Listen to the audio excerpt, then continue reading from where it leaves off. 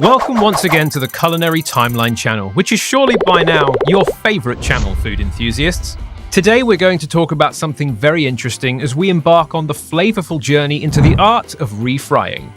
Ever wondered what happens to your favorite dishes when cooked in the same oil multiple times over?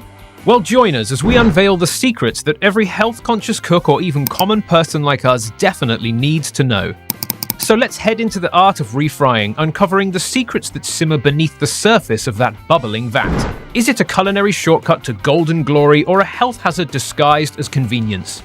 Buckle up, my fellow enthusiasts, because for the first time ever on the channel, we're going to get greasy and surprisingly scientific as we unpack this unbelievable content and the amazing facts that lie within. But before we get started, hit that subscribe button, tap that notification bell, and let's get cooking. Quick question though, tell us, how often do you usually reuse already fried oil? Click on the poll icon now to give your side of the story. Now, let's get back to our topic. First things first, my friends, let's talk about what happens to oil when it meets the heat.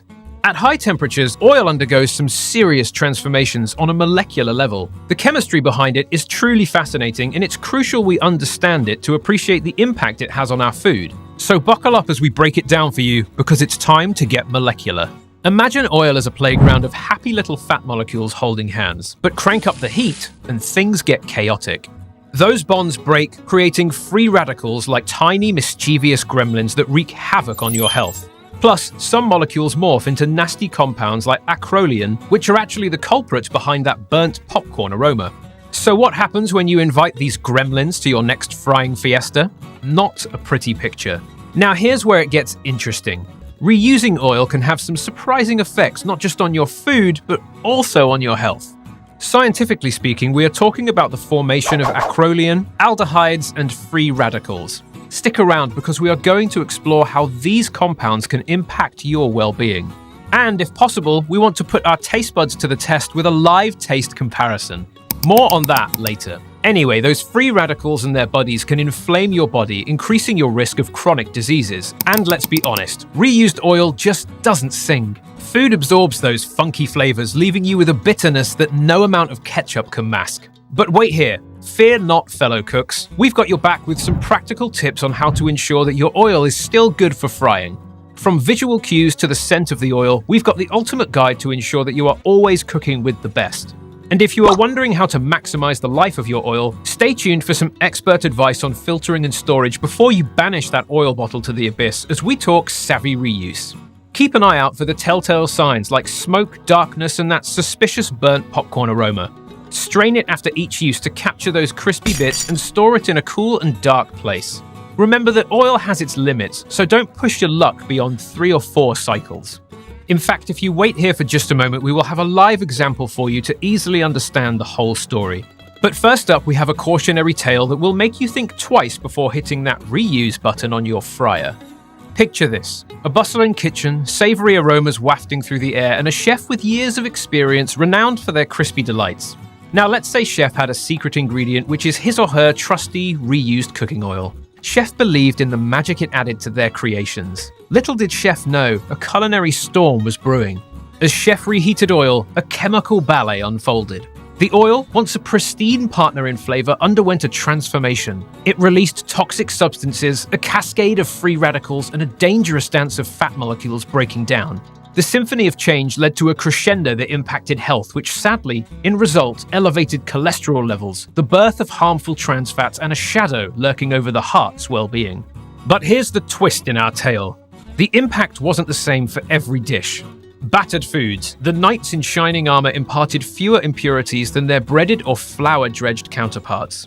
To salvage the situation, Chef learned the importance of straining and storing the oil in a cool and dark place. The fate of Chef's creations hung in the balance, but they soldiered on. As the oil aged, so did the chef's wisdom. The decision to dispose of it became a ritual, guided by the oil's appearance, scent, and the subtle presence of foam.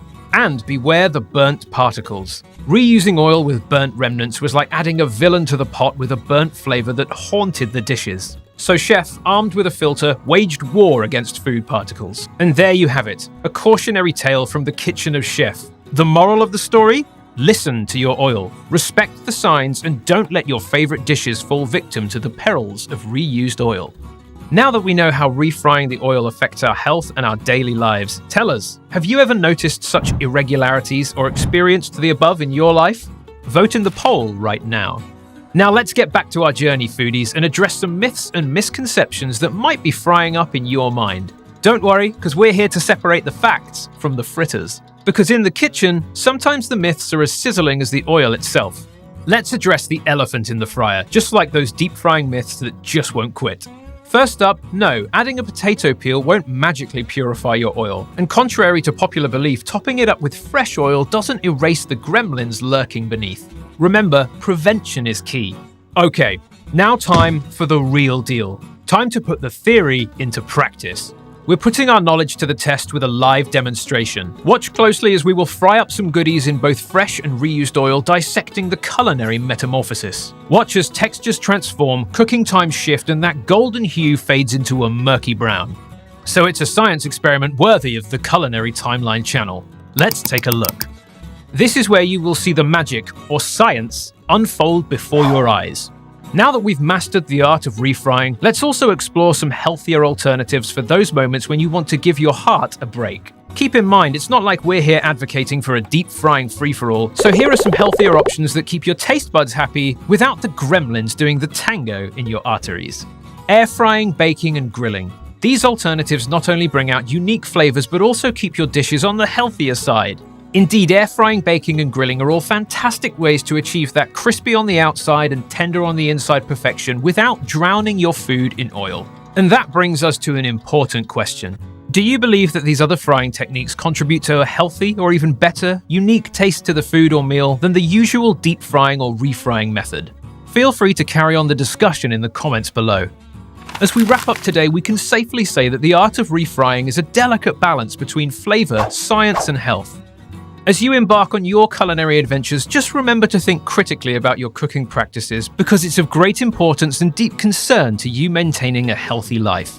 Now we turn it over to you. What's your go-to frying technique? Drop your thoughts in the comments below. So, the next time you reach for that oil bottle, just keep in mind that knowledge is power.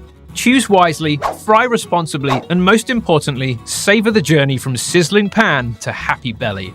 Don't forget to leave a comment below with your favorite frying tips and tricks and hit that subscribe button for more culinary adventures. Thanks for joining us on this deep dive into the world of refrying. If you enjoyed this video, give it a thumbs up, share it with your fellow foodies, and don't forget to watch more videos on our channel for more mouth-watering content. Stay safe, foodies, keep enjoying those meals, and have a happy and healthy time in the kitchen.